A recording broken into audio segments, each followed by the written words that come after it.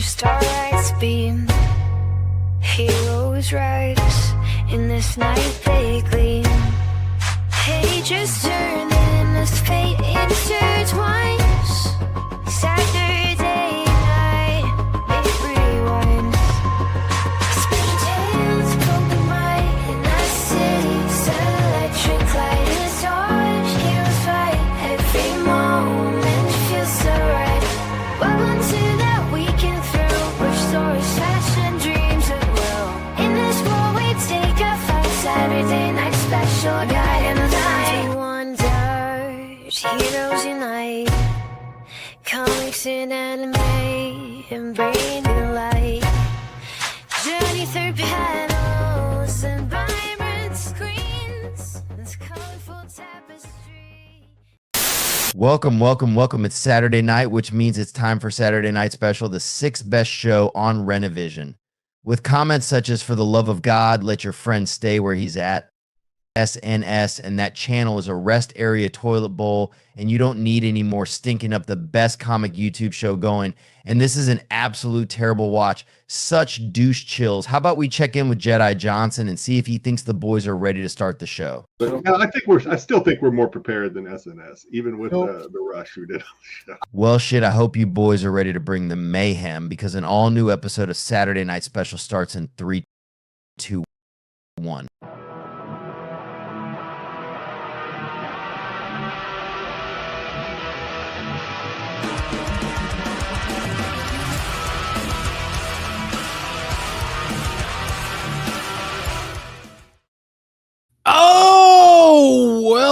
Welcome to a brand new episode of Saturday Night Special. You guys are in for a treat tonight because you're going to get to watch what it's like to watch a Packers-Bears game with a Packers fan as we go through it, because, you know, who knows what's going to happen tonight. So hope you guys having a great Saturday night.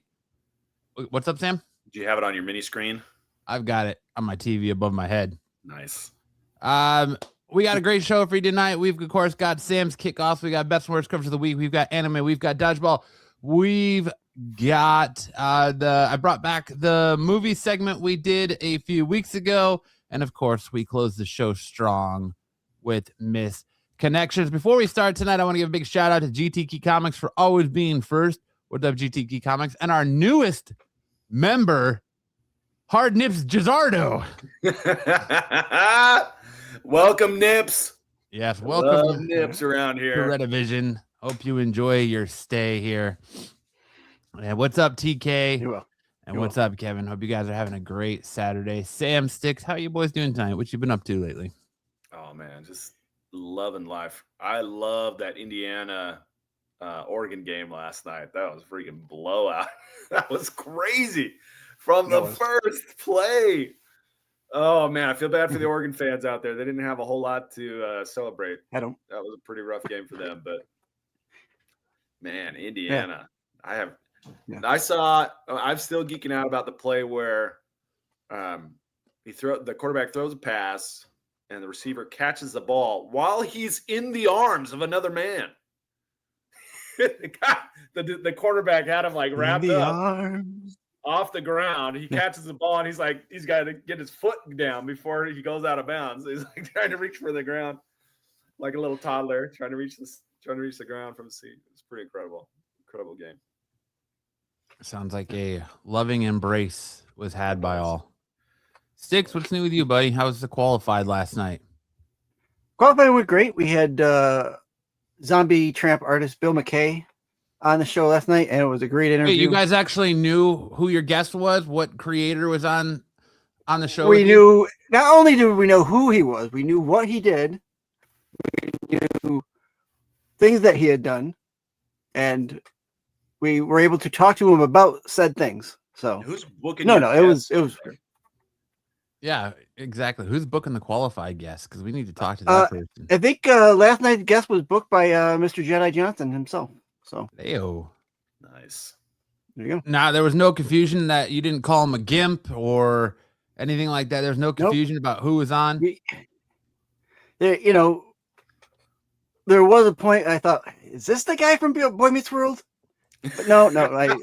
We all knew who he was. We all knew who he was. We all knew he was. Was he from Indiana? Yeah, I was gonna say, was he from Indiana? Was he He- rooting for the Hoosiers last night? No. He's actually a Pittsburgh native who lives in Washington, D.C. now. So Oh, not so a that means Hoosier that in any way. So him and Joe's there was Newland no must know confusion. each other because everyone. They from did, I Pittsburgh knows guess, each other. I understand they live pretty close to each other. So Nice. they knew some of the hangout spots nearby each other. So Call my agent. it went well. No, it went well. Went well. That's good. That's good. Call my Wow. agent, yeah. All right. Well, I've spent all day at a kid's birthday party. My daughter's turning 4 on Tuesday, so we had her birthday party today. So I've been at Chuck E. Cheese all day. So I'm coming down off that high of terrible pizza, terrible children, and just awful Chuck E. smelling Cheese? cheese. So we're ready to talk some comic books and all kinds of crazy shit with you guys tonight. I hope you're all having a great Saturday night, enjoying some good NFL football. And with that, Sam, why don't you get us started with your topic starter this week? Tonight's theme is God forbid a man have hobbies. Good night. Look, sometimes men just like to do things, and it turns out it's all illegal for men to have a good time. We got 4 stories or 4 headlines we're going to review. The most recent is the top left. A man was arrested in Tokyo under an 1889 anti-dueling law after he and presumably a buddy, a consenting adult, got into a deadly street fight in Tokyo. And after their fisticuffs, the loser of that fight ended up dying in the hospital. But hey, it was all consensual. All consensual. Then we have from 2019, two Arkansas men arrested for taking turns shooting each other while wearing bulletproof vests after drinking. Then we have a boyfriend, a Japanese boyfriend, who dated 35 women and told each one he had a different birthday, so he regularly received gifts. Hey, that's just smart. He's arrested for fraud in Japan. It's like, hey, come on. That's just next level thinking right there. That's what that is. He wasn't stealing from him. No, he was just getting what's his. And a woman does it, that's all right. But just because a boyfriend did it, it's all of a sudden some kind of crime. Yeah, you got to have an OnlyFans to get that kind of attention. Get right. Real. And then finally, we have a man jailed for carrying a replica sword from Legend of Zelda video game in public. He had a master sword. But look at the ruler they're using to measure it. Is it a full-size master sword, or is it just like a letter opener? Yeah, I don't know. I mean, as I say, are they using like 4 yardsticks put together? That's a letter opener. Looks like one of those ones you would have gotten in the a Loot Crate box. Yeah, it's a letter opener. I have one of those myself. I keep it in my office. I mean, if it was Comic-Con, no one would blink an eye at him. But just because it's every day and he's just walking on the street with a master sword, it's a problem, right? Well, I think it's because he's in the UK where they have a lot of stabbing deaths. And so, geez, like, come on, let the guy carry the master sword around. Who doesn't want to hum the theme to Legend of Zelda while they're carrying the master sword around jolly old England?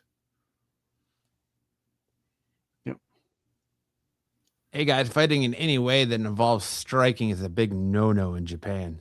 Well, apparently you can't have any fun in Japan. The only thing you're allowed to do is sit there and let cats. He would know. Greg spent a lot of time in Japan. Drinks. I've never spent any time in Japan. I do watch a lot of anime, but I've never been to Japan. That's how you know you're. It seems like there's a lot of like unwritten rules that you got to know before you go to Japan. You can stick a tentacle in any orifice you want, but you carry, you get any little fisticuffs in Japan. It's a no-no. Consensual fisticuffs. Right. Got to have a permit for that kind of thing. You have a gentlemanly duel of let's throw fisticuffs, and it's a problem, huh? Yeah. But you can shove a tentacle in any orifice you want. What's up, Ed? What's up, Ed?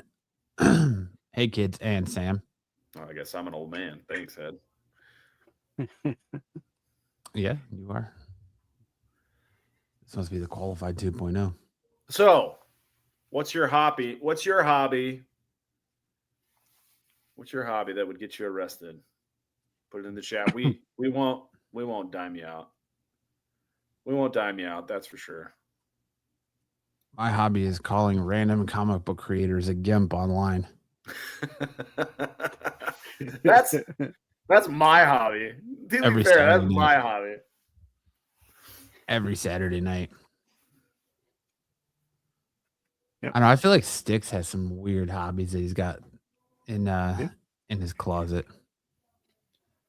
Bro, stay out of my closet. All them kids will make you old.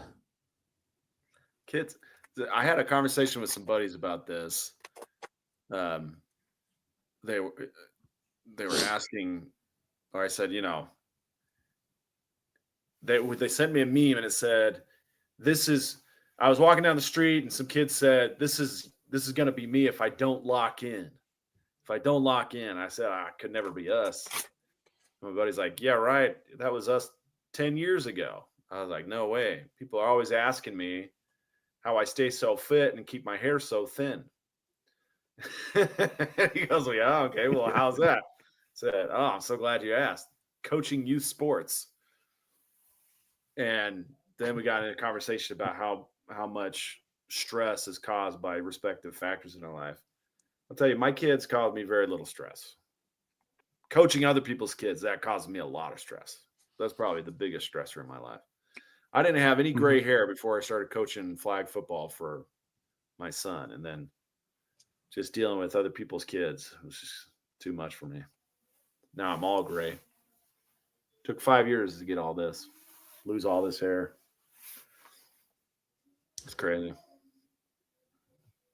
How's that game going? This guy right here, I was waiting for you to finish talking. This guy right here looks really familiar. He looks like he might be a talking head in another YouTube comic book show. Oh, really? Are you for real? Yeah, he looks pretty familiar. Well, let's send the chat after it and see if they can find out if he's a. Where's Tyson? I need Tyson to do some digging here, because I think Tyson will know who I'm talking about. Yeah, Tyson had sent me some Florida man headlines that kind of got me on this track, but they were all AI. So I was like, I got to find some real ones. I mean, Tyson sent me some pretty good ones that almost made me want to do a not all heroes wear capes segment, but I was like, I don't really have time to create a new segment tonight, so we're not gonna go through with it. Oh, he just sent me another one. What was it? It's probably the same as they sent you. Florida man. Yeah, those are all claims he only drank at a stoplight and not while driving. Yeah, those. I don't know if the headline's generated by AI, but the photo is definitely AI generated. Florida man arrested for trying to train his alligator to guard his weed farm. Yeah, that's the one. I was like, God forbid a man have hobbies. Come on. Ed said, don't look at me. I'm too lazy to look. All right, Ed, I won't task you with anything crazy. All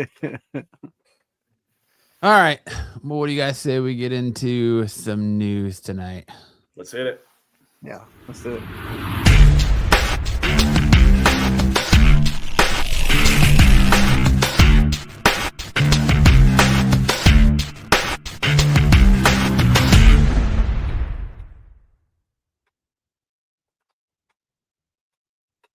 All right. Kicking us off tonight, Blade reboot dead at Marvel Studios. Mahershala Ali will debut as the Daywalker in Midnight Suns. Ed says, the more time you take, Matt, the less time we will have with Sam's segments. All our segments are independent, or they're independently timed. They take the time they take. That's right. It's been 7 years since Marvel Studios announced Mahershala Ali was set to star in the tutorial Vampire Slayer in a new MCU Blade movie, and after numerous delays and setbacks, it seems the studio has given up on trying to bring the reboot to the screen. We got the disappointing news that the project had been removed from Marvel's slate in 2024, but a report that the movie was only on indefinite hold followed, and we were led to believe that Blade had simply been delayed again. and would eventually move forward. However, during this week's episode of the Hot Mic, Jeff Sneider said he's heard that the Blade reboot is now dead. But the plan is for Ali to make his MCU debut as the character in the Midnight Suns movie. Ali was asked about the status of the film while being interviewed for the red carpet of his last year's Jurassic World Rebirth premiere. And while he made it clear he is still more than willing to suit up as the Daywalker, the ball is just very simply in the studio's court. Call Marvel, the actor said to Variety. I'm ready. Let them know I'm ready. Ali had a little more to say to THR. I would love for Blade to happen. We'll see. I don't know where Marvel is right now. I'm just looking for the next great part. I really am. My question, how much do you think the reaction to Wesley Snipes returning as Blade kind of has to do with Marvel potentially pulling the plug on a Blade reboot movie? And are we still interested in seeing Mahershala Ali as Blade in Midnight Suns, or do we want Wesley Snipes as Blade in Midnight Suns? I definitely think it had something to do with it, but you know, Wesley Snipes is old. Still want to see a younger actor take it on. Not that Mahershala Ali is now spring chicken, but you know, it's like either way, you pick, Marvel. We'll take either one. Just figure it out. Might be Genius at 5091 says, well, didn't he diss him in the Deadpool movie? Not exactly. It was like in the promotion, he said there's only ever been one Blade. Only ever going to be one Blade. Yeah, he doesn't really diss Mahershala Ali so much as just saying that, making fun of the fact that this movie is probably never coming out. Right. And that's okay. I want to see it. I'm excited for Midnight Suns. I don't really know if we needed more Blade movies. I like Wesley Snipes. I wish they would just bring him back. But yeah. I think if he's good in the Midnight Sun movie, it might create a little more buzz for him to be in a separate Blade movie. But yeah, I think with Wesley Snipes coming back in Deadpool, it did have some stop power to what they were doing. Like, the fans want him back. What are we going to do? So they had to stop what they were doing to kind of go through whether or not they could bring or do another Wesley Snipes movie, and whether it was what they wanted to do. I think personally, Marvel just needs to keep their eye on the prize right now and worry about getting through Doomsday and Secret Wars before they worry anything about future projects. Don't worry about telling me about Midnight Suns. Don't worry about telling me about X-Men. Let's get through the next 2 Avengers movies and make sure that they are what they can be, and that we get back to Endgame status movie before we worry about any future projects. Like, I know you got to slate them to come out, but don't talk to me about Blade. Don't talk to me about Midnight Suns. Don't talk to me about any of that crap until you show us what you've got planned with Avengers Doomsday and Secret Wars, because what you've been giving us has not been up to standard. It's been subpar. Yeah, just flip a coin. Let's just get to it. It's like promising us pizza right from Italy and showing up with Papa John's. Yeah. That's right. One movie at a time, Cardi West. One movie at a time. There you go. But that's Blade. And on to Blade, another Marvel man making its jump to DC. The Batman Part 2, Sebastian Stan's role in Matt Reeves' sequel may have been confirmed. Earlier this week, the news broke that Thunderbolt star Sebastian Stan is set to join the cast of the Batman Part 2, and it looks like the role has now been confirmed. When Stan's casting was announced, there was a lot of speculation that he'd be playing a new take on Harvey Dent, aka Two-Face, and the actor's stylish Michael Vischer has now shared some fan art depicting his client as the Dark Knight's hideously scared coin-flipping villain. Vischer simply have been playing along with the speculation, But in his latest newsletter, Jeff Sneider mentioned that his sources believe that Stan is indeed playing Dent. If accurate, we assume he will also become Two-Face, but he wouldn't be at all surprised if Reeves took the character and his established origin in a new direction. Stan's fellow MCU alum Scarlett Johansson is reportedly playing Gilda Dent, who has her own villainous backstory in the comics. Gilda never actually takes the mantle of Two-Face herself, but there's a theory that Johansson's version of Gilda could take inspiration from Darcy Dent, an Elseworld incarnation of the character. Reeves has previously dropped a few hints about the villainous Batman will be facing off against in the movie because of what the first movie was and what the Batman Part 2 is, which is so much a detective story. The idea of trying to protect the secret of the movie is super important because it's a mystery. That would be an extra level of heartbreak if that part of it is started getting out. You want to keep the surprise so the fans can have fun and experience that I always loved going to the movies, which was to go and be surprised, the filmmaker said in a recent interview. Thoughts on Sebastian Stan as Harvey Dent? I like it. I think Sebastian Stan's, he's an okay actor. So it'll be good. I don't know what they're going to do with it. Harvey Dent appeared in Batman Returns and didn't do anything. That was when it was Lando Calrissian who played him. Yep. And he didn't do anything. So, it could be along those lines too, where they just want the lawyer side of it. Yeah, well, I think we're gonna get more like long Halloween-ish. The three, because the Batman, Matt Reeves Batman is supposed to be a trilogy, so it's supposed to kind of be an adaptation of the Batman, the Long Halloween storyline. So it's fitting that it would be Two-Face. Apparently, I can't remember the other guy that was in Eternals who played the Joker is coming back to play the Joker as well.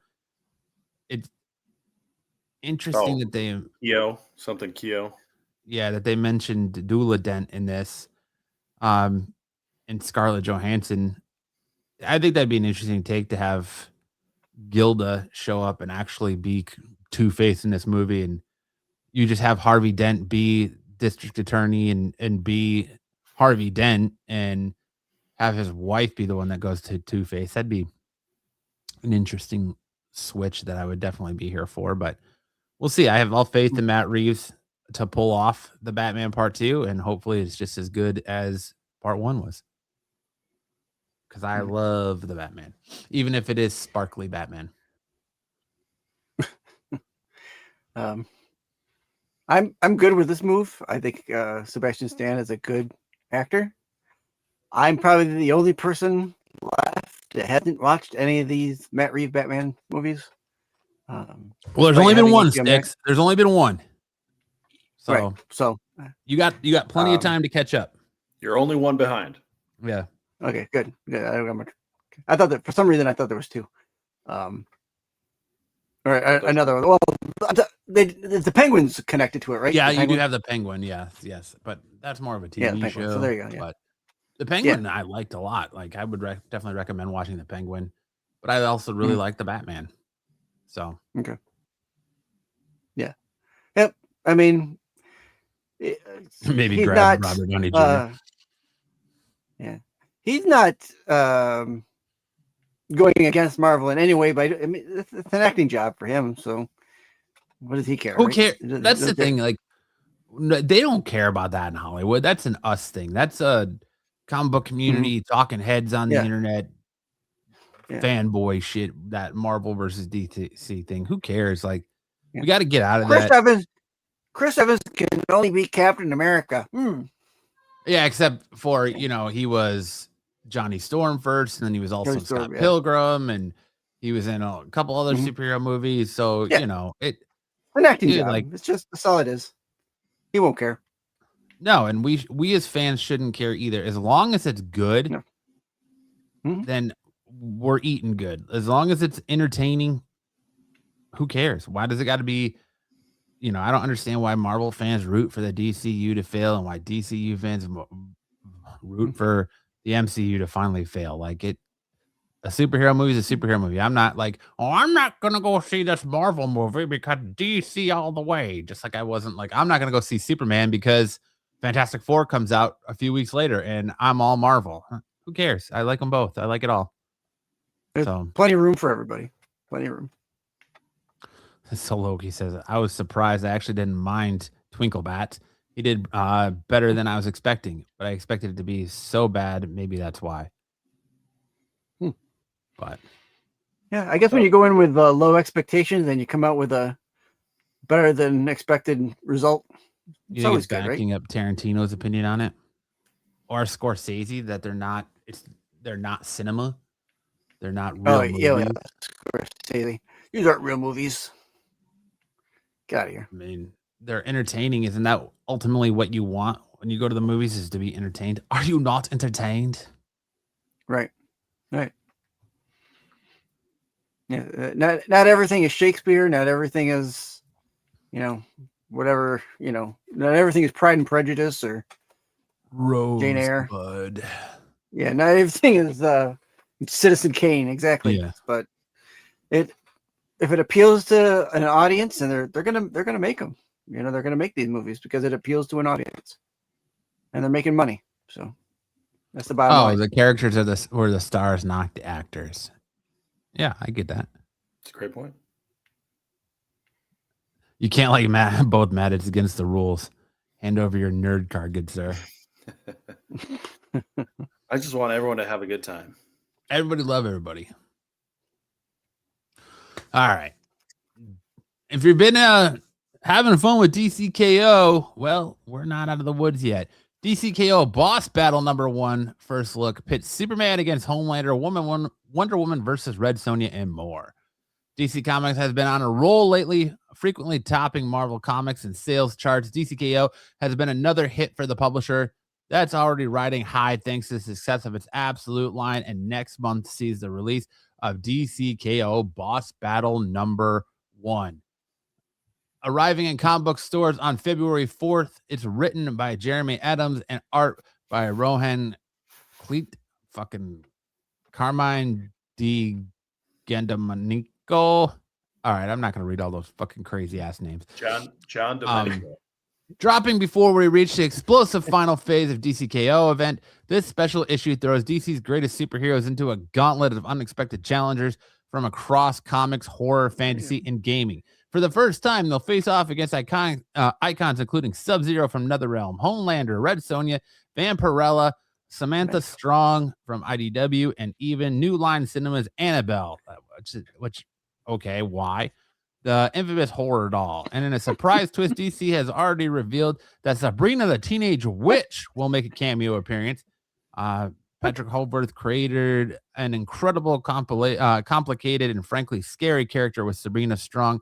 Adams said today, I feel lucky to be able to pit this serial killer bear from IDW's Beneath the Trees Where Nobody Sees against the greatest criminal mind of our time, Lex Luthor. What a just random hodgepodge this is, huh?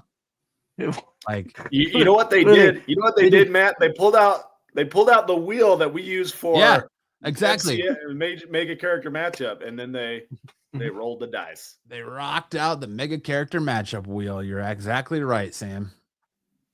This is what happens. But like everybody Sabrina the Teenage Witch. What's up, BK? Like Samantha Strong from Beneath the Trees Where Nobody Sees, like a giant serial killer bear. Like, what are we doing here? Well, I'm intrigued by Superman versus Homelander, but Annabelle. What the fuck is the Annabelle doll gonna do in any of this? Let's just spin the wheel. Let's see who else shows up. Right. Let's ask ChatGPT who wins in a fight between Annabelle and any one villain. Beast Boy versus Cocaine Bear. Let's see how that goes. Joke's on you, Beast Boy is actually Cocaine Bear. But there you go. If you're enjoying DCKO and you need some more KO before that final issue, Boss Battle is heading your way. Okay. More Batman news is Batman is about to hit the Spider-Man route and following Spider-Man's tracks as Tim Drake, Robin No More, and Batman #6 next month. This is newly revealed Jim Lee variant cover to Batman 6 by Matt Fraction and George Jimenez out next month with Batman and Robin, the Tim Drake version, and describes thus: after he survives the date night from hell, the long night isn't over for Bruce Wayne. While he juggles multiple needs as Bruce, Hugo Strange's monster men attack a petrochemical facility and force Batman into action. Gotham City becomes a powder keg as superstar Matt Fraction and George Jimenez continue their acclaimed run on the Caped Crusader. I am enjoying Matt Fraction's run on Batman so far. This first story arc, though, kind of just feels like it's all over the place. Like it doesn't really, I don't know. It just feels like it's jumping here, there, and everywhere. And I know that their second arc is going to be Joker story. So, of course, we're going to already get right back into the Joker in a Batman book because, you know, what's going on in Absolute, which has been, quite frankly, phenomenal. Some of the best comic book writing going on right now in Absolute Batman. I don't know if we necessarily need another Joker story right off the bat to compete with each other, but I'm intrigued by the Robin No More. I kind of get a feeling we're going to get a, I know he goes by Redbird, but I'm wondering if we're going to get kind of his Dick Grayson moment where Grayson went from Robin to Nightwing. If we're going to get Tim Drake going from Robin / Redbird to something else. And if they're just going to repackage him and bring him back as a completely new hero. Sure. But yeah, let's workshop some hero names for him. Mallard, Drake Mallard. Red Dog Down. The Drake Mallard. Nice. Drake Mallard. Let's see. The Hummingbird. The Swallow. Darkwing Duck. Darkwing Duck. That's a good one. The Swallow. Let's see what else. The Warbler. Hummingbird. Hummingbird. He just picks Perfect. he just takes a bunch of speed and becomes Hummingbird. Let's do that. There you go. Oh boy. If blind bags weren't enough and we didn't have enough fiasco with blind bags after the Ultimate Endgame, the Cosby. There you go. The Cosby. If the Ultimate Endgame blind bag issues weren't enough, Marvel Comics is promising comic book stores that they won't have the same kind of problems that many of them had with the Ultimate Endgame True Believer blind bag promotion, which saw damages all over the place. They have told retailers, we're aware that a portion of the last week's Ultimate Endgame #1 True Believer blind bag shipment had been imperfections or packing issues. While we confirmed early shipments and product checks did not have these issues, we are working to implement different packaging alternatives, additional quality checks, and other production changes to ensure March's Daredevil #1 True Believer blind bags do not encounter these issues. Especially considering it is published on April Fool's Day, we've been thrilled to see the incredible excitement across the board for Ultimate Endgame and the one-of-a-kind finds in the blind bags. So our top priority is to ensure that next blind bag program meets everyone's expectations. And that's what they're now publishing and pushing with the Daredevil #1 True Believer blind bags. Sticks, Sam, I know you're not that into comics, but Sticks, what do you think? Are we done with blind bags, or should the blind bags just be over? They're coming out way too close to each other. I mean, that's not a publisher thing. That's just a. But this is the second Daredevil blind bag per se. We had one from Whatnot last year, the year before. Yeah, it was last year. Yeah. So, I mean, I'm not fully blind bags. If I see a cover in there, I'll try maybe 5 bags to get one that I want, and then I'll buy it off eBay or something. But problem is, these blind bags are selling for the most part. So They're gonna keep doing it until people stop buying it, and I don't really Kingdom of Nerds. see What's up? people- Bruce says no more blind bags. No more bags. Yeah. Hashtag no more bags. Yeah, Bruce is not a bag man, so There's so many So, jokes that could have just that's been made my- right there, Sticks. You just softballed that one up. I did. But- Yeah, I mean, this isn't something I'm gonna get. I don't really give a care about Daredevil, but I Heck, fast appreciate him food for is what in he the is. blind but- bag now. Chick-fil-A. Here's a look Oh at my the big polls. They didn't give us ratios on them, but here's the big polls. The artist sketch variants that can be found in the blind bags. You've got Alex Maleev, or Maleev, Malev. Punisher. Maleev. You got a Mark Bagley Bullseye. You got a Bill Sienkiewicz. I can never say Sienkiewicz. his Sienkiewicz last name. Elektra, and then you of course got a Dan Panozin Daredevil head sketch there. Blind, I mean, like I've said it before. Blind bags are visually just gambling for comic book fans. It's just a form of like you see all these so-called influencers pushing Rain Bet and all these different online gambling sites, whether it's Better, whether it's DraftKings, whether it's whatever other gambling what is trying to think of other ones, FanDuel. It's essentially the comic book form of gambling, these fucking blind bags. And Mark Spears has been doing it. He did it October and December last year. Then Marvel tried it with the Ultimate Endgame stuff, which they were a lot of damages. I did buy one. I bought one because of the damage, and there was some pretty massive creasing on the spine from it. Yeah, But you can bet on bets with Kelsey. That's right. You can. So Kelsey. That's the one I was thinking. It seems that like some of these bags, like the Ultimate ones, I didn't really like more than one of the covers anyways, and the cover that I liked was like a 1 in 1,000. it was the 1 in Peter Parker. 1,000. Was it the Chip? Wasn't it Chip? Was it Chip Zdarsky? I think it was Chip Zdarsky. Yeah. The think Spider, the Peter Parker cover. Yeah. The headshot. Yeah, that's the only one I wanted to. That's the only one I cared about. Yeah. The only one I really like. Although, I mean, the Scotty Young one, Scotty Young was nice, but it seemed like it was very prevalent. It wasn't a high ratio. So, yeah. Sometimes they're just not worth it. Look at the covers that you're gonna get and say, do I want any of these covers? Is this anything that I'm interested in? And then just go on to the next thing you want to buy, because you're just gonna throw your money away. Listen, I'm a fan of the blind bags.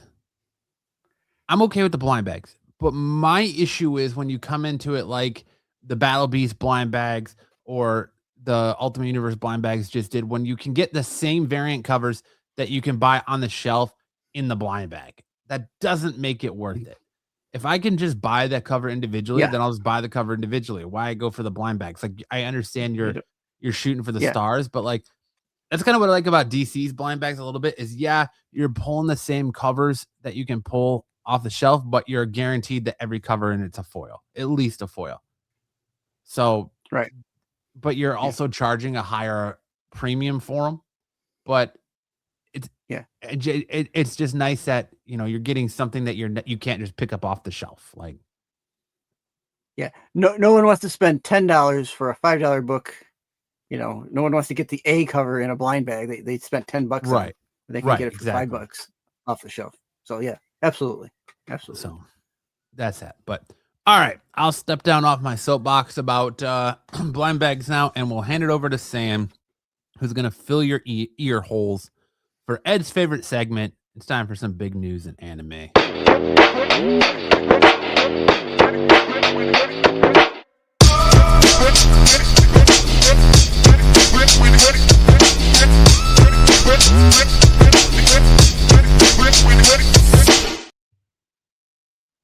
All right, Sam, tantalize us with your anime news. It's a big week. It's a big week. This is the start of the January anime season. We'll get to some highlights of the season later on in the segment, but let's go to our first story. Opening next weekend, we get the first big anime release in theaters this year, which is All You Need Is Kill. Those familiar with this particular story, the manga was the basis for the Tom Cruise movie Edge of Tomorrow, Live, Die, Repeat, however you want to think of it, which I think is a terrific movie. I think it's it's great too. Great movie. And so this is kind of a prequel following Rita Vertasky, who was played by Emily Blunt in the Edge of Tomorrow movie, and her cycle through kind of the war against the mimics. The creature design is different than the manga. It's also different than the movie Edge of Tomorrow, but I would say it's probably more similar to Edge of Tomorrow than in the book. In the book, the mimics look like giant smiley, like alien smiley faces that shoot little spikes out. So it's these are more like killer flowers with eyes in the middle of the flower. But you can watch a little bit of the movie. They have a little action sequence. It's probably a 30-second action sequence you can watch on YouTube right now to whet your appetite for the movie. The animation style is very different, again, from the manga. The manga had more of a realistic look, or kind of a more kind of a Gundam look almost, but this is very much stylized, and it has kind of a dreamy quality to the animation. The original title was Blue Balls. Yeah, I don't know about that. It was All You Need Is Kill, but check it out in theaters next weekend. All right, and then next up, Deadpool Samurai. The manga has been on hiatus since October 24, and it's coming back next weekend. For those of you not familiar, Deadpool Samurai follows Deadpool Wade Wilson in Japan, and it features a lot of crossover with the Shonen Jump Shueisha stable of characters, including All Might, including Deku, just a bunch of different characters from the Shueisha stable of characters. And it's in its second season. It did kind of stop abruptly due to the author having some health problems, but it's coming back. And now we'll look at the slate of highlights for this season. Bruce says that his new favorite anime is Sentenced to Be a Hero, which is another one that's starting this season. So you can check that out. That is on Crunchyroll. But we'll start with Jujutsu Kaisen. Probably the most hype season is the Culling Game, which is season 3, part 1. We'll get the first 12 or 13 episodes of season 3. This is probably, the biggest turning point of the series, where things get really turned on its head. It pits Jujutsu sorcerers against Jujutsu sorcerers, and a lot of people, a lot of surprises. This is kind of like the Game of Thrones for Jujutsu Kaisen. So you can start watching that. The first episode's already up on Crunchyroll. And then we'll go to the next two. We have Free Run Beyond Journey's End. This is like the sneaky hit. This is from Madhouse Studios. If you don't know Madhouse Studios produced the first season of One Punch Man that was so iconic and so groundbreaking. And they're the ones who are animating Free Run Beyond Journey's End. First season of Free Run was incredible. It's kind of a slower pace. It takes place after the Demon King was defeated by Free Run and her companions 50 to 100 years before the current storyline in the series. And it is taking the second season after they finish the Master Mage classification exam. And then you have Fire Force Season 3 Core 2, Part 2, which is also hitting kind of the climax of the series there, as the Fire Force is discovering who's really behind the spontaneous human combustion, fire demon. Not farting. That's holding in your farts. That's what's behind spontaneous human combustion. Yeah, don't do that. But it's another big one. And then we'll go to the next slide. My Hero Academia Vigilante Season 2 is out. And for those of you not familiar with this is a prequel spinoff of the My Hero Academia storyline. The first season followed a battle between the Crawler, a Hopstep, and Knuckle Duster, as they kind of just patrol their little neighborhood. They're like the friendly neighborhood Spider-Man. They just have this little neighborhood near Tokyo called Naruhata, and their job is to patrol the neighborhood and make sure that things don't go crazy. But there are two villains that are kind of at the heart of it. There's a girl they call Queen Bee, and it's revealed her relationship to the hero Knuckle Duster at the end of that season. Beyonce's the villain in it. Wow. Yeah, not exactly, but similar name. And then the return of Samurai Troopers, aka Ronin Warriors. We've got a new cast of characters donning the same armors that we saw from the original Ronin Warriors. It's just Power Rangers. Samurai Troopers. What's that? It's just Power Rangers. Yeah, it's basically Power Rangers, but I think the armors are really cool. This was one of the shows that I watched when I was a kid, and I was always geared up about the, really hyped up about the armors. I always thought they were really cool. But yeah, it's basically just Power Rangers. Knuckle Duster was my third base move. Sam, let's get paid.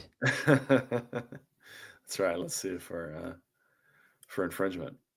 But yeah, these are the series. I also came across another series on Netflix, which kind of caught me by surprise. And forgetting the name, let me look it up real quick.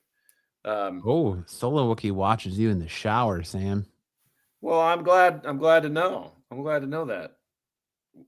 Solo, I'm glad I'm getting to play somewhere. That's good. The series is called Playing Death Games to Pay the Bills. And it's like Yagu Shogi or something like that. But you can find it on Netflix. Squid Game. It's like Squid Game, but it's like girls in maid outfits playing Squid Game. And it's just kind of, it was like really chill for what it was. There were a bunch of teenage girls getting killed in these death games. While wearing maid outfits. Well, there was one where they had to weigh a certain amount to move to the next room. And there were 4 girls that left, and they said, well, we obviously just have to kill somebody and then we can move to the next room. And the girl who had the most experience was like, no, we don't have to kill somebody. We just have to cut off our legs and then we can move to the next room. And so they each cut off one of their legs, and they're still overweight. And so then the blonde in the group has to cut off both of her legs, and then they're able to pass to the next room. Well, they get to the next room, and they find out that they need to kill one of their party to move to the next round. And so the main girl drops the girl with with her legs, both her legs cut off, and just kills her right there on the spot, just like stabs her in the head. It's like, oh, okay, I guess it's over. And then that's it. They're over. They're done. It was pretty crazy. But each week that was like the introduction. And then as it goes on, they're going to have kind of a more permanent cast and a longer story arc. But that was just kind of introduction to the series. But I thought it was pretty good. So I'm looking forward to that. God forbid removing a boob. Yeah. Well, they had to do a lot of weight. There's not going to be a manga spotlight tonight. I do have some Fidel updates. I want to make me big for this one, but it was kind of too much to put in that slide. So I had a controversial play where a guy was like trying to block the ball and it hit his arm. And then he decided that wasn't enough to get him out. So he kept playing. And I was like, oh, well, as I was editing videos, I saw, hey, that's, I was like, hey, that's cheating. And I said, oh, it looked like he took some liberties with his blocks. And Fidel pipes in and he says, I think that's legal. And I said, well, maybe in the Navy it is. And Fidel laughs. And then he says, hey, he says, good luck dodging this, folks, with a round of cannon ammunition. And of course, I said, pretty easy dodging from this distance. Then my buddy Mitch says, I hear that in the Navy, balls touching hands is okay. So there you go. Little dick joke update from Fidel. And then we'll go to the highlights. I got a couple highlights. I thought of Fidel. We don't do politics on the show, but I thought of Fidel the other day during the big events that were taking place over. Yeah, overseas. Mm-hmm. He's not shipped out. He's still. Oh, he's still in San Diego. Yeah, he's still here. Ain't shipping him out. You know, if He's the secret starts weapon. posting pictures of him bundled up, Yeah. you know that he's headed to Greenland at that point. All right, let's start with the highlight. So this one features a guy, the guy who was trying to block with his hand. Ankle breaker. I threw the first off. I didn't know that my back pocket was hanging out of my shorts. I did not know that. It's just like flapping around there. But I hit him in his shin, and pretty sure that's just him overreacting to me hitting him. But it looks like I hit him so hard that it knocked his foot out from underneath him. I was like, wow, that's something. Ankle breaker. I like the second shot that takes his hat off. Yeah. Bink. Here comes, boom, got him.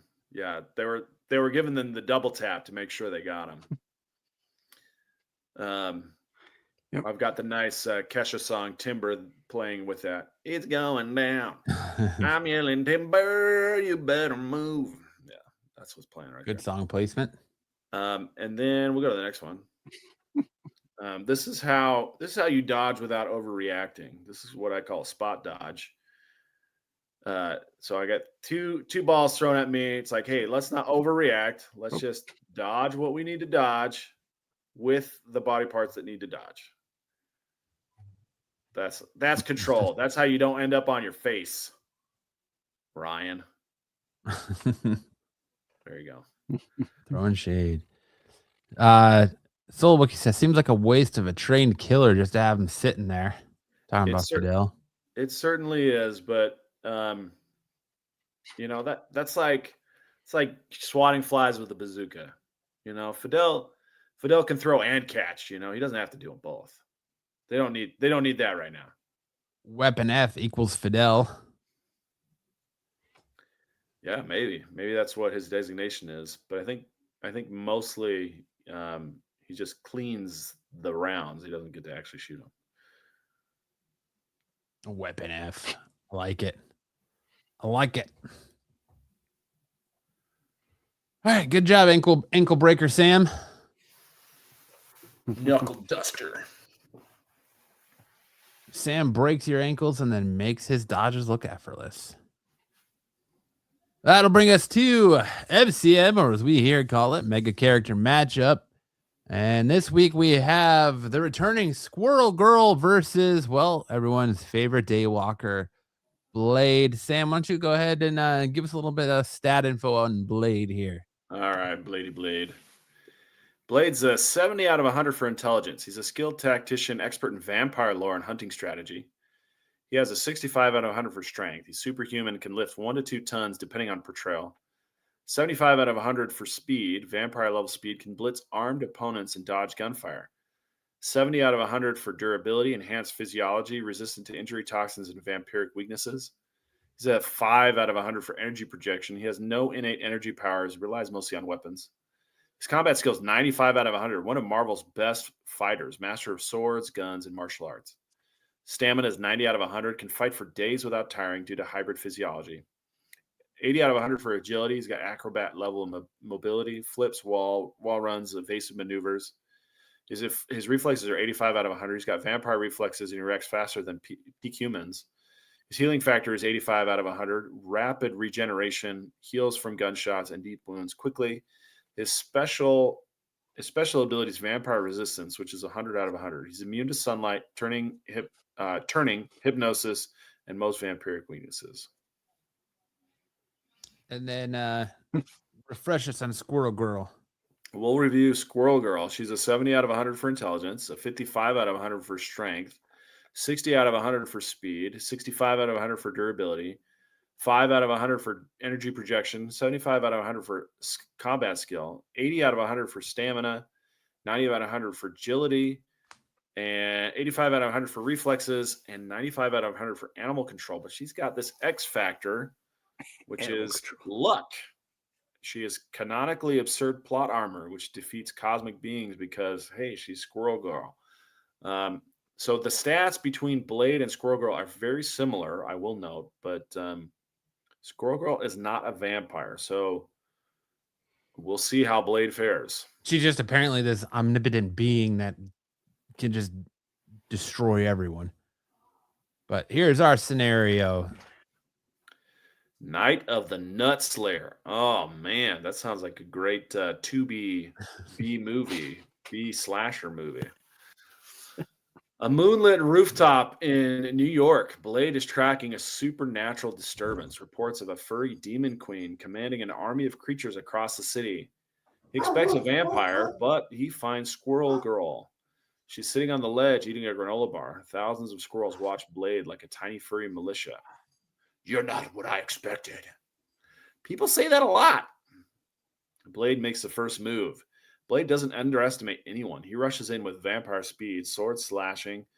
His strikes are precise, lethal, and fast enough to slice bullets.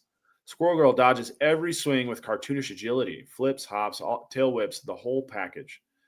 Blade's enhanced senses can't predict her movements because they don't make sense. He fires silver stakes. She catches them with her tail. Okay, that's new. Squirrel Girl whistles in round 2. The rooftop erupts in chaos as hundreds of squirrels swarm Blade. He fights them off with impressive skill, spinning, slicing, kicking, using the flat of his blade to avoid hurting them. But the squirrels don't stop. They don't get tired, and they don't fear vampires. Blade is overwhelmed, not physically, but logistically. There are too many targets and not enough sword. Round 3, Blade goes all in, figuratively. Blade unleashes everything. UV grenades, garlic gas, silver dust, a full-speed blitz that cracks the rooftop. Squirrel Girl tanks it all with comedic durability. She pops out of the smoke, holding a squirrel wearing Blade's sunglasses. He looks cooler than you. That's impossible. I like Blade that it's adding like dialogue in there now. We're getting little quips back and forth now. Yeah, for sure. Yeah. Blade tries one last time. A perfect strike aimed with supernatural precision. Squirrel Girl sidesteps it effortlessly. She'd be great on my dodgeball team. Not because she's stronger, not because she's faster, but because she's good at handling nuts. Let her lose. Her canonical win no matter what aura kicks in. Blade suddenly finds himself tied up in a net made of shoelaces, vines, and squirrels. He has no idea how it happened. Squirrel Girl pats him on the shoulder. You fought really well. What, want a granola bar? Blade sighs. Just don't tell anyone. Winner is Squirrel Girl because she always wins. Blade is stronger, faster, more skilled, and more dangerous in every measurable way. But Squirrel Girl's metatextual comedic plot armor is stronger than any vampire power, martial art, or weapon. She beats Thanos. She beats Doom. She beats Galactus. She beats Wolverine. Of course, she can handle Blade. There you go. Squirrel Girl continues her reign of terror. Now we're going to spin to see who's her next opponent. Come on, Short Pump Marco. Fidel. Groot. Groot. Didn't we already do Groot? Yeah, I think we did. Let's remove him. I thought we did. Let's remove him and spin again.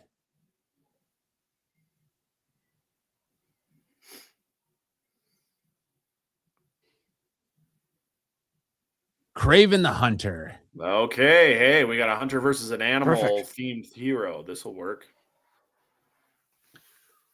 Hey guys, I think I've seen a movie with that plot on the hub.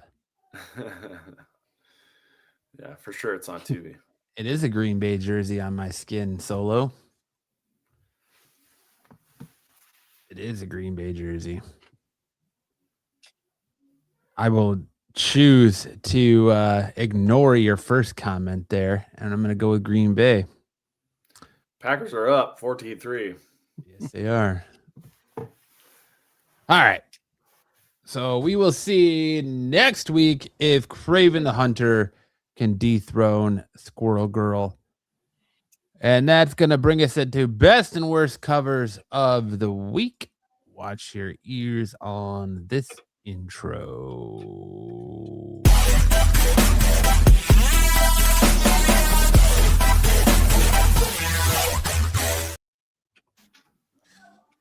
We kick us off with this Jeremy Wilson connecting foil variant on Uncanny X-Men. Nightcrawler and Wolverine look good, and so does the Gambit, but the Rogue looks like she's got a touch of the tism. Rogue and Jubilee both look like they've been hit with a touch of the tism. Bit of a daywalker. And like they can both taste the color blue. So Right? Yeah. Great. Well said. perfectly said. What with such precision and timing there, Sticks. But and it kind of looks like yeah, she looks like she ran face first into a wall. She's got a Where's very her flat forehead? face. Yeah, no forehead, no face. It does look like Helmet Peggy hair. Bundy. That's a good Peggy, buddy.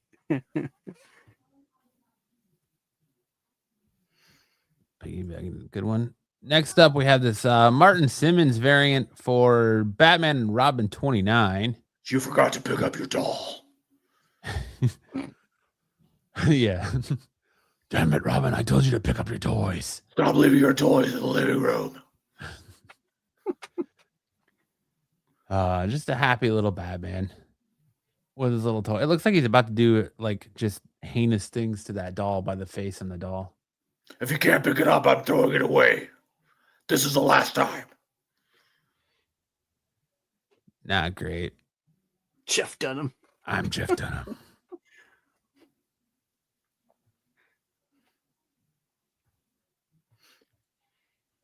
Yeah. Next up, we have this Alexandro Cappuccio X-Men trading card variant. I don't understand what's the deal with the face swap on old Storm there. It's like they got RuPaul to play Storm. Like, look at those cheekbones, man. She just had some cheek implants done. America's Next Top Mutant. What was the girl from 007 there? The real tall girl. Grace Jones. Yeah, thanks, Sticks. Okay, we'll catch you next week. Sticks, you're on mute. You muted yourself. A lot of people are talking about the I can't think of the actress's name from Wicked, who plays the Wicked Witch of the West, being Cynthia Storm. Erivo. Yeah, it really looks like that this artist did their best artist rendering of her to play this character on this cover. But I do appreciate that the hair kind of looks like a tornado a little bit, but that's about where the appreciation ends. What were you saying, Six? Before you muted yourself? Six's internet provider is clearly not allowing him to participate in tonight's episode. No, probably not.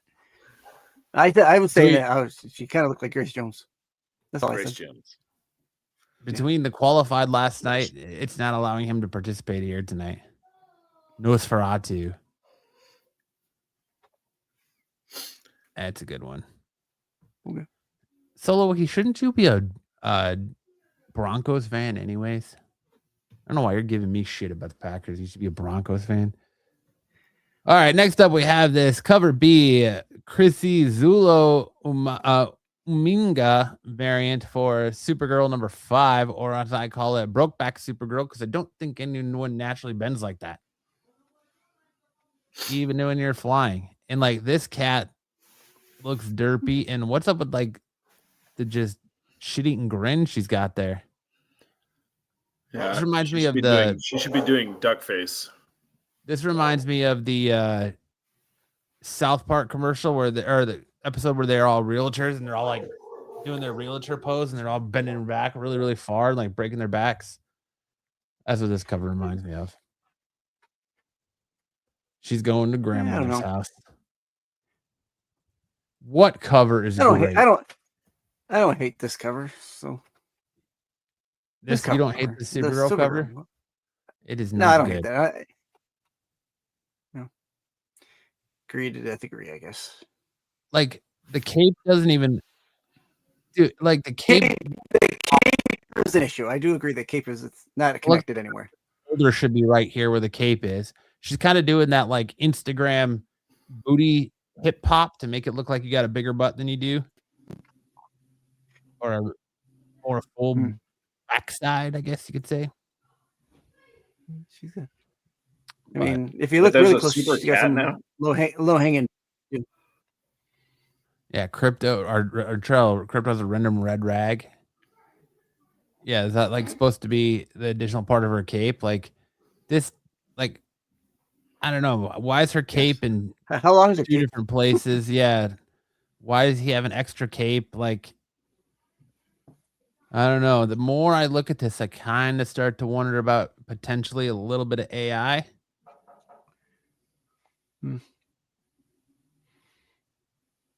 But someone's knocking on. There was a rap at my window door. It's Sam's pizza guy. Dad, pizza's here. They're trying to make heels practical. Yeah, I was gonna say I like these boots. I gotta get my wife some of these boots. Then we get into our best covers of the week. We have this cover D, Carla Cohen variant on DCKO number 3. A beautiful Zatanna cover on this one. There's also a really good Lobo cover for KO number 3. But I really, really like the Zatanna one a lot. There's a couple of bad AEW covers on this book as well, because I guess DC and AEW are doing some kind of crossover. But absolutely love this cover here. Solo said, "It's a raven. Don't answer." Nevermore. Yeah, I figured that out, Artrell, after I looked at it harder, that it's not Supergirl's cape because her cape is intact here. But it is like an additional, just random ass cape that he's got in his mouth on top of his. But then we got this Uncanny X-Men 22 1/100 Jeong Lee Virgin variant. I do like the double-sided Rogue and Gambit on this card. The Gambit looks really solid. The Rogue ain't half bad either, even though she is kind of a little bit manly. But the Gambit is the real selling point for this cover for me.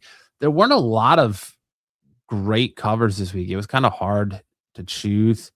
A lot of just kind of like whatever covers this week, honestly. Then we got this Amazing Spider-Man Torn Phil Noto variant. I love the MJ and Gwen Stacy with the Peter Parker in it. I think it's a solid Noto cover and one that I'm definitely looking forward to picking up. After that, we get this Inhak Lee Ultimate Special variant on Ultimates number 20 of the Ultimate Vision. I like how they're still introducing characters as we're getting down to the end of this Ultimate Universe. So we get the Ultimate Vision here. Well, that just tells me they're going to move on to something else. You know, it's going to morph into something else. Do you think so? Because I think they're just ending the line, period. Like, I think I wouldn't be half surprised to see a reboot to the normal Ultimate Universe coming back, but I hope an additional Marvel universe is coming because I've really enjoyed the Ultimate Right. stuff. You might just get a merger, merger between the two universes. Vision's left the stove on exit was my favorite.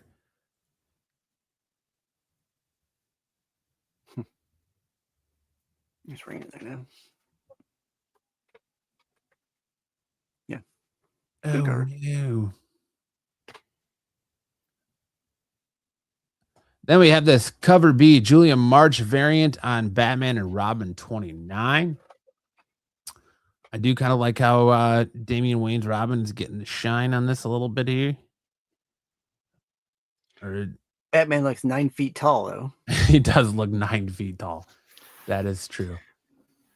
But he looks massive, kind of like the Absolute Batman. Absolute Batman. So yeah, Bruce Wayne doesn't know. Well, he's standing right behind me, isn't he? He's an idiot. He doesn't know what he's doing. He can kiss my butt, eat my shorts, man. Damien. And then we get this Freddie E. Williams on Teenage Mutant Ninja Turtles number 14, the A cover. Super good cover of the new character who you find out at the end of the first issue who this new character is. So I like the turtles and the blade there. It's really nice. Good Freddie Williams cover, even though I'm not like a Hulk 340 homage style. Kind of, yeah. But not bad. That bad. Man, I love BK, just like glazing Fidel. It's awesome. Yeah, he loves him some Fidel, clearly. Then we get this Avengers 34, 1/100 Sifu Virgin variant. Or Sefu Virgin variant. I love that you have why can't I think of his name now? Kang. Kang in the center. Kang. Thank you. Jesus Christ. Like I literally just had a stroke. He who remains.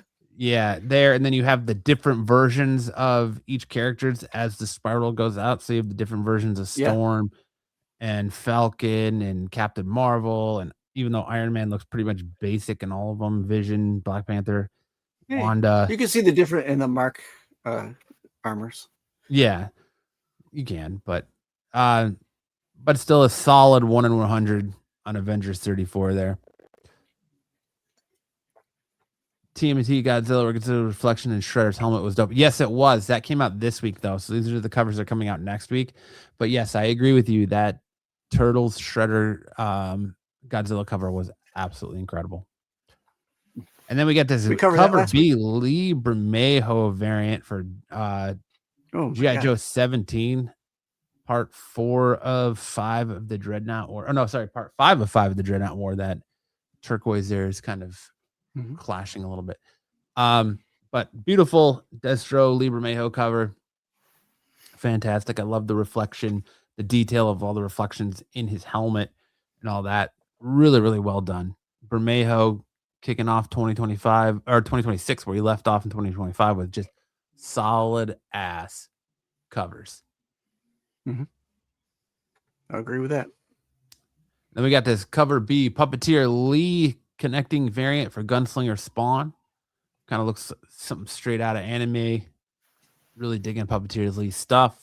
I think Puppeteer Lee is gonna just make that next level jump this year, and he's gonna become a big thing in covers this year in 2026. And then for our Don't Mind Me, Just Hate Taco Bell cover this week, we have the Salvador LaRuca variant on all the Ultimates 20, because it looks like, old the maker's about to give himself a hernia because he's pushing too hard. That Taco Bell looks like an alien's cover, real tight. Looks like a xenomorph. It's a train head. Looks like it is a train head, yes. doesn't look like that, but he's got like the Sylvester Stallone lip going to Adrian. pushing real hard. Real hard. Solid choice. And that's it for best and worst coverage of the week. Now we're going to roll into our first appearances this week, and we only had 2 of them. The first one was in Batman number 5 by Matt Fraction. We have the first appearance of Lady Deathman, aka Ojo an Assassin. Or how do you say that, Sam? It's not Ojo, is it? Oho? Ojo. Oho. Oho, Shisho. Ojo, Gijo. So you got that in Matt Fraction's Batman. And then heading on over to Absolute Batman Arkham M, a book that I was absolutely in love with this week, and we'll talk a little bit about here in a minute. We got our first full Absolute Deathstroke, the very last page of the Ark M special. Absolutely geeked out when I saw the Absolute Slade Wilson. So super stoked on this book, loving this Absolute stuff.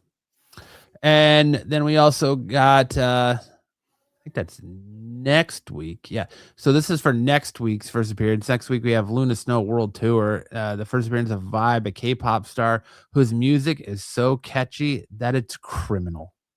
That's how you're starting to know Lord. Marvel's running out of things, because they're taking their original character from Marvel Rivals, and now they're trying to introduce K-pop into it to capitalize on K-pop Demon Hunter's craze. And yeah, so there you go with that. Yeah, I guess if you can make her like anti-Dazzler and bring Dazzler back into the fold, maybe, the 2 music icons of Marvel. Gonna roll on into my comic book pick of the week here. My first one was Absolute Batman Ark M. I absolutely love this book. We got a few weeks ago that Batman 13, where we got the kind of origin story of the Absolute Joker as told by Alfred. But this Ark M special kind of tells us the real or continuous origin story of the Absolute Joker, as it seems to be spreading out and spreading across. And not only do we get the origin of Arkham Asylum and Ark M in this, we got a little bit more on the Joker. We got an inmate in Arkham Asylum as told through the diary of oh my god, Hugo Strange. No, it's Amadeus Arkham. It's told through the diary of Amadeus Arkham about how his family was pretty much killed and he was orphaned. So then he wanted to help the mentally ill. So he bought land and built Arkham Asylum. And then he has a boy show up on his doorstep one day covered in blood. He takes the boy in because he's orphaned too, and kind of raises him as his own, which turns out to be the Absolute Joker.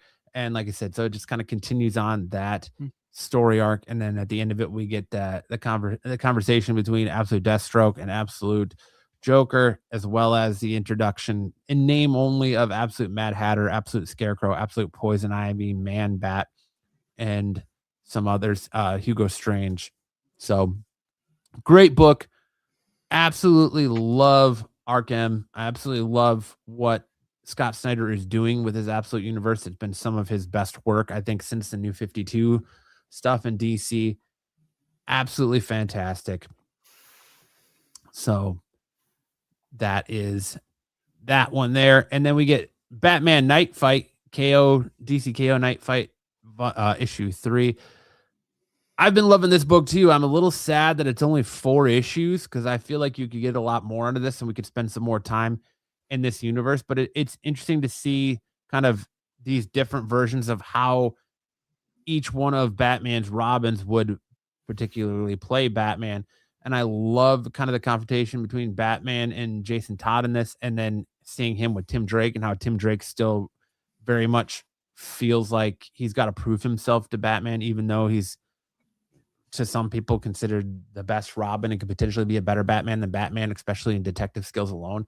And it's cool to see how the different Robins complement Batman in different ways. Like, Tim Drake or Dick Grayson is supposed to be a better at combat and flexibility and just has all around fighting skills than Batman. Jason was kind of more like the guy who would do what Batman couldn't. He didn't have that moral line like Batman does. Then you had Tim, who is a better detective, and then you have Damian, who some would say he's just the encompassment of all of them to make a better Batman. But I loved kind of his conversation with the Heart of Apocalypse in this book, where the Heart of Apocalypse is saying, I'm going to get you back for cheating in this tournament, and lands him in this universe where Damian Wayne is, and Damian Wayne has wiped out all crime in Gotham. There's no more crime. There's no more need for Batman. And he has a grandson. So it kind of playing off this whole like Batman's biggest fear of what is he going to do when there's really no crime left in Gotham. So KO has been phenomenal. Night Fight's been phenomenal. I'm sad to see that we've got one more issue that's left. I wish it was a little bit longer and we could spend some more time in these worlds, but hopefully Joshua Williamson will give us that at some point later on down the road. And then we got Teenage Mutant Ninja Turtles Battle Nexus, because all these companies are seeing the success that DC's having with KO. So they're like, all right, well, we're going to continue to do these tournament style books. And we're getting Battle Nexus from Teenage Mutant Ninja Turtles, where the Turtles are brought to this Battle Nexus planet where they're pitting in a tournament against different versions of characters from the mythos of Turtles. So this issue saw Leonardo get absolutely manhandled by the Mirage Shredder. So the current IDW Leonardo gets absolutely manhandled by the Mirage Shredder. And now we're going to, next up, we see Raphael enter the arena, and we're going to find out who Raphael fights. It's been fun. 2 issues. This is a bi-weekly book, so it comes out every 2 weeks for the remainder of this Battle Nexus story. So it's been fun. If you're a Turtles fan and through the history of Turtles, Solo Wookie looking at you, definitely check out Battle Nexus, because the first 2 issues have been really, really fun. Sounds interesting. And that's it for my picks of this week. Now we're going to hand it over to Sam for which song does he sing better. Sam, what are our options this week? Well, there's a connection between these 2 songs, but I'll wait and see if the chat can figure out what it is. But the first up is Bruno Mars, Golden by the K-pop Demon Hunters, and then we have Die with a Smile by Bruno Mars and Lady Gaga. Oh, I can't wait for you to sing Golden. Here we go. Let me zoom in. See you next week, kids. Fred. Stick around, Ed. Here we go, Ed. Here go Ed's wife. I was a ghost. I was alone. Hey, so was he.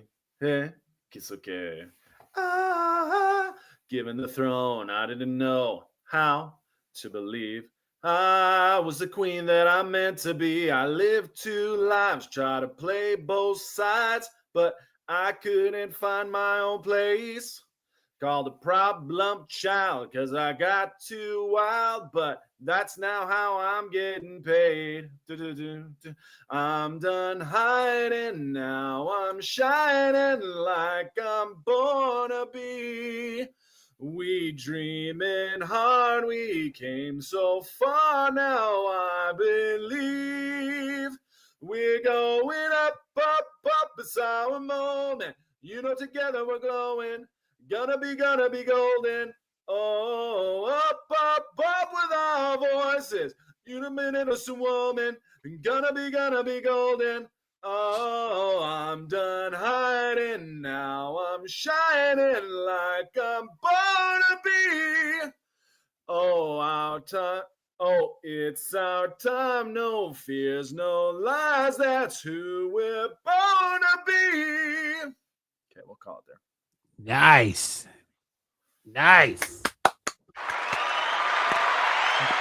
All the teenage girls around the world are giving Sam his props right now for his rendition. They're all swooning. Golden. Let's see how it goes. All your daughter's friends are texting her saying, Sam, or your dad is instantly hotter now after I just watched him sing that on the line. That'd be weird. That'd be weird, dude. No. My daughter Cosmic would says be this like, segment always gets my heart thumping. thanks, Cosmic. All right. And apparently, I mean, it's Ed doesn't want to tell you that he leaves because Sam's soothing sexual voice puts his wife in the mood. So Ed goes and takes care of that. Ed sent Sam a fabulous Christmas gift for all of the sexual capades he's had this year because of Sam's singing. So, you know, Ed, don't let Ed fool you. He's leaving for a reason. He leaves this on in the background while he goes to take Cash the in. wife to Cash Pound in. Town. Yeah, cash in his checks. Oh, whoops. Yep, Sam is Ed's verbal Viagra. Thank you so much for that imagery, Sticks. Okay, that reminds me. I've got something to show you. I got something to show you before. If Sam's singing is verbal Viagra, your internet is literally the injection they give you to get your boner to go down after it's been up for too long. It's a cold spoon smacked against your wing. All right. There you go. Let me dial this one in. I just woke up from a dream where you and I had to say goodbye. And I don't know what it all means. But since I survived, I realized wherever you go, that's where I'll follow. Nobody's promised tomorrow. So I'ma love you every night like it's the last night. Like it's the last night. If the world was ending, I'd want to be next to you. If the party was over and our time on earth was through, I'd want to hold you just for a while and die with a smile. If the world was ending, I'd want to be next to you. All right, we'll call it there, dude. Crushed. Good night, Sam. Back to back. Just absolutely. Go. Sam wore the fancy jacket because he knew he was coming out to drop some panties tonight. Aw, Jeez. voice of an anal. Jeez, Harvin. Aw. Jeez. Aw. Okay, here's the connection. They're both inspired by anime. This song was Die With a Smile was inspired by Attack on Titan. And of course, K-pop Really? Demon Hunters. Really? I comes did from not know that. K-pop Demon Hunters, yeah. Interesting. All right. Now we're going to move on to Name That Movie. This is a segment I debuted a few weeks back. Thought I would bring it back tonight in honor of the NFL playoffs and college football playoffs. Name That Movie is where I give a very vague description of the movie and you tell me what movie we're talking about. And all of these movies tonight have a running theme as to where they are all football movies. So that should help you out, give you a little bit of a hint here. And so our first one up here is two groups of people who do not like each other are sent to a camp. A leader makes them run in the dark until they see the same thing. They move in rhythm and play a game with a ball. One of them undergoes a physical transformation through a collision. They win when they stand in a field together many years later. Sunshine. Oh, sunshine. That's right. It is Remember the Titans. Good job, Sam. Hello. Next up, a human of limited dimensions desires to stand on a specific patch of grass. Many people tell him his physical vessel is insignificant for the task, or insufficient for the task. He spends years laboring in a cloud of fire and dust. Eventually, he is allowed to participate for a few seconds. Other men carry him because he is finished. A human of limited dimensions. Oh, Potter's a great guess. Debbie Does Dallas, another great guess. Debbie Does Dallas. Let's see. How does that tune go?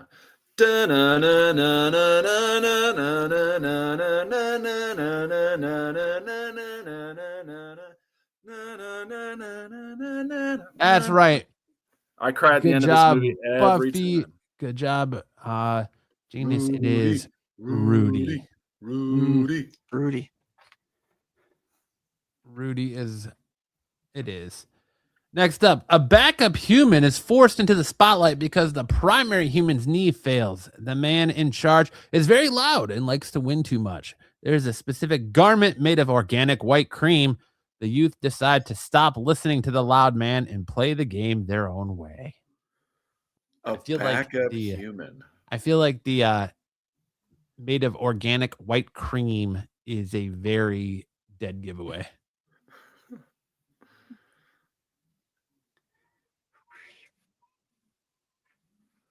Oh gosh, is this Waterboy. Cool Whip.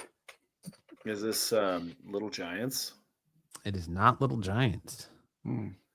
A specific garment made of organic white cream. I don't know. God, I should stop listening and loud, man. So What weird. movie made the whipped cream bikini famous? Yes, Varsity thank you, Blues. Sarath. Varsity Blues. Oh my God. It was Varsity Yeah. Blues. Oh, okay. Up next, the professionals refuse to work. A group of disorganized outsiders is assembled to take their place. A man who likes boats finds a way to make them move as one.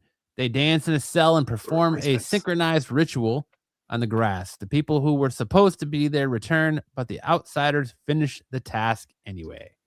Buffy's what's right the there, word right up placement? What's there his with the name? word What's his placements. name? What's Keanu Reeves' name in this one? Footstuff Flacco. God, what's his Yeah, first it's in name? the place. I can't remember his name, but apparently they gave the Baltimore Ravens gave him a tryout after this? Shane Falco. There you go. Shane Yeah. Falco. Yeah, Shane that's right. Falco. Yeah, apparently he was so good that they wanted to try him out for an NFL team and he declined. Yeah. Oh, thank you. Next up, a man who is good at sports is removed from the earth via a small vehicle. He visits a shiny floating world ruled by a man with a very high collar and a bad attitude. Many groups with different outfits argue with each other until the sportsman makes them stop. There's a large wedding that is interrupted by a flying building. I feel like there's also a hit song that goes along with this movie. Oh, He'll save every one of us. It is. That's right. It is Flash Gordon. Flash Gordon. Dragon Ball Z. Nice. Is that Sonic? Never Ending Story, Space Jam. All great guesses. Space Jam is not a football movie, TK, but good job. The Last Starfighter. All right. Got a ball in it. 100% lunch. All right. A local provider of beverages participates in an open call for talent. He is older than the others and lacks the usual pedigree. He runs very fast on the grass. A man with a clipboard decides he belongs. He endures significant physical impacts and eventually prevents a point from being scored, proving that a regular person can also wear the special shirt. What? Booty Tang. Local provider of beverages. Goodness. This has got to be Booty Tang. Waterboy. Oh, well, this has got to be the water boy. It is not Forrest Gump. It is not the Water Boy. What? Well, Really? yeah. Okay. He's older than the others and lacks the usual pedigree. It is not Water Boy. It is not She's All That. It is not Of Mice and Men. My son, man. I pet the rabbits, George. It's a Transformer. Oh, a provider of local beverages? Oh, a local provider of beverages. Bartender, perhaps? It's based Oh, on a yeah. true story. Yeah, this is a Mark Wahlberg one with the Eagles, right? Mm-hmm. I'll give you that one. That's close enough. Invincible. Invincible. Yeah, that's right. Oh, Wahlberg. That Wahlberg movie. But that's it. That's it for the new game. Hope you guys like that. That was Seems to great. be- Great job, man. Seems to be fun. Excellent. Yeah, it was good. And now it's time for our final segment of the show that usually sends everyone running for the hills because they say, I don't want to talk about hot chicks and dudes. I want to talk about comics. It's time for SNS's staple, Missed Connections.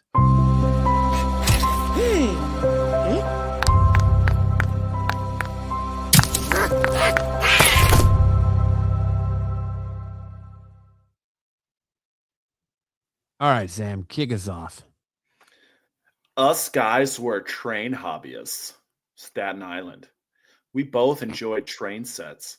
You prefer driving the big engines. I was more of a laid-back caboose. You had a real good steam engine. We should set up another set sometime. Haven't heard from you in some time. ... Maybe he doesn't like his backside being compared to a train caboose. Well, yeah. Well, he's the steam engine, right? He's looking for the steam engine. Oh, that's right. He was more of the laid back caboose. Mm-hmm. Well, then it's a compliment. Shit, I don't know what's going on there now. Probably just moved. I mean, yeah, it is Staten Island, so he's probably got out of there as quick as he could. He's now in Florida. Nice guy feed. Joe Doolin, looking at you. We were at Walmart and you were wearing Joey. Crocs. It looked like you had nice feet as I kept checking them out. I'm open to meeting up with you and being at your feet. Joe, listen. Your subtlety doesn't work anymore, bud. We're all on to you now. I don't All think. right. You have lots How of friends subtle on this that is. channel. I'm sure one of them That is was willing direct. to just show you their feet. Yeah, I mean, I'm sure Marco would love to show you his feet just covered in olive oil after a long con. I'm sure Dom will send you his feet in the gym when he works out with no shoes on. I mean, are you really friends with someone if you won't send them feet pics? Right? I'm sure Bruce would send you pictures of his feet. Like, Hey, we're all bros here. What's Absolutely. a few feet pics between bros? I'm sure that Styx will send you pictures of his feet making his wine the traditional way as he's stomping grapes. I think all you got to do is ask. No Foot Guy says you might have nice feet. I picture Marcus' feet looking like a hobbit's. Probably. I bet you he's got some pretty hairy toes. All right, Styx. You're on mute, Styx.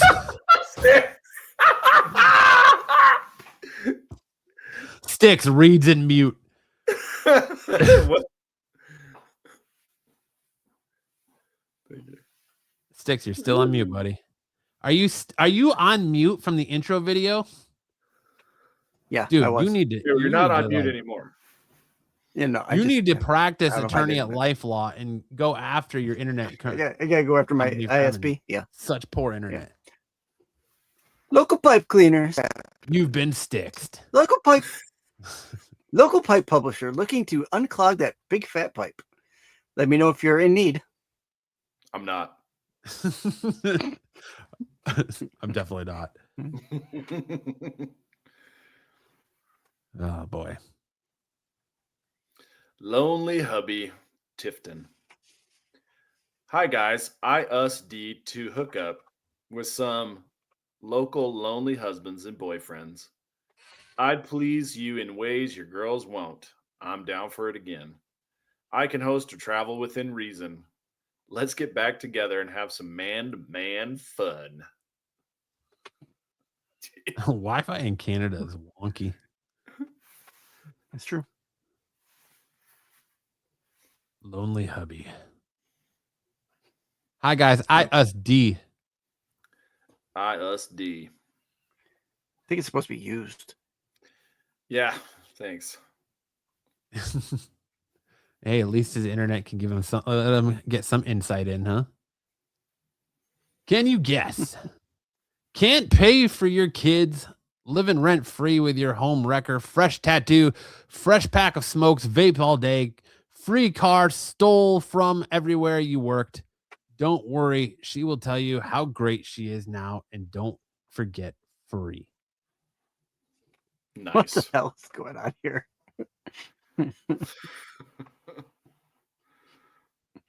That's a whole lot to unpack there. There's a lot going on Very there. much so. Yeah, there is a lot going on there. Holy shit. This is you, Sticks. Yeah, good God. Let me zoom in. Oh my God. Nobody calls it the tube anymore unless you're a dinosaur Winthrop. Just like the disease he spreads, he's back. For those who wonder why we are doing this, this guy has infected 4 people to date. Is that reason enough?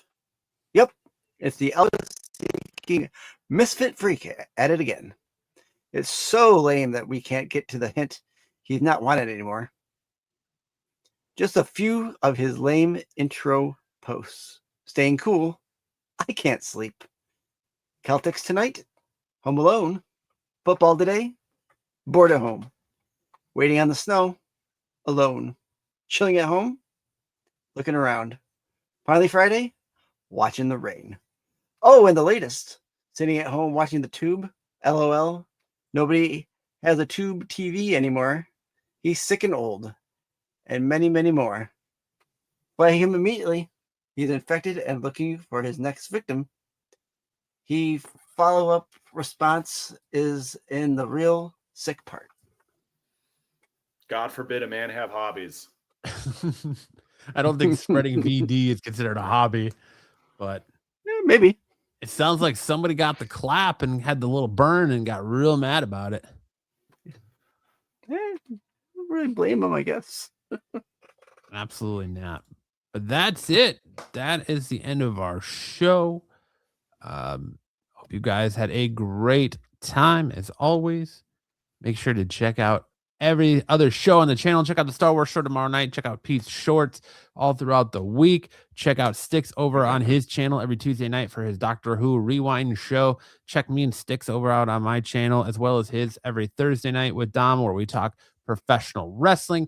You can catch Pete doing the CBSI Hot 10 Friday nights, which leads into the qualified and brings you right back here next Saturday night for another episode of SNS. I gotta say, I know it's a little late, but I think the whole comic book community just found out in the last couple of days. Big rest in peace. Shout out to AOA, who sadly passed away in March of 2025. Nobody really found out about it until more recently. So it is sad. I've wondered why we haven't seen AOA. AOA was a fixture in the comic book community. He was a mod here on Renovision. He was a mod for many channels. You always saw him in this chat. You always saw him over if you consumed Beyond Wednesdays. If you watched Thorough, really, if you watch anybody in comic book YouTube, there's a couple of names that are synonymous with this, community. BK being one of them, AOA being the other. Those are the guys. Cosmic, you see in a lot of places. They all kind of run. We all kind of run in the same circle and consume the same content and the same people who bring it out. So, just a big shout out and a big rest in peace to AOA. I hope he's enjoying Valhalla and getting to be the Captain America he always wanted to be. So, shout out and rest in peace, AOA. I hope the next life brings you lots of happiness, I guess. I don't know where I was going with that, but yeah, that works. But it's good to you, my friend. And on that note, Sam, send us out with some words of wisdom. Oh man, I had something planned, but after that, just let it rip, Sam. That's the true SNS fashion. Just let it fly, Sam. Okay, so somebody gave me a little knickknack at Christmas, and it was like a little beanie with a Ferrero Rocher inside, and so I ate the candy, and I was like, okay, well, now what do I do with this thing? And I was kind of looking at it, and I was like, it has a certain dimension to it. Oh no, it's a dick hat. It's a weenie beanie. A weenie beanie. And I was like, this is gonna be my wife's new favorite article of clothing. So So I tried it on. I showed it to her, and she was not disappointed. so All right. head out there, get Good for your you, very Sam. own. It's cold. It's cold in most of the country right now. So head out and get your very own. It's wing. cold. There you go. Venus Parker. Wow. Yeah. Head on over to shop SaturdayNightSpecial.com and pick up your very own weenie beanie. We need to get one of those penis T-Rex statues that you are so fond of to fashion your and show off your weenie beanie. Wieners need love too. Perfect for your On night. that note, have a great week, everyone, and we'll see you next week. Either you've got me confused with somebody else, or this is a joke.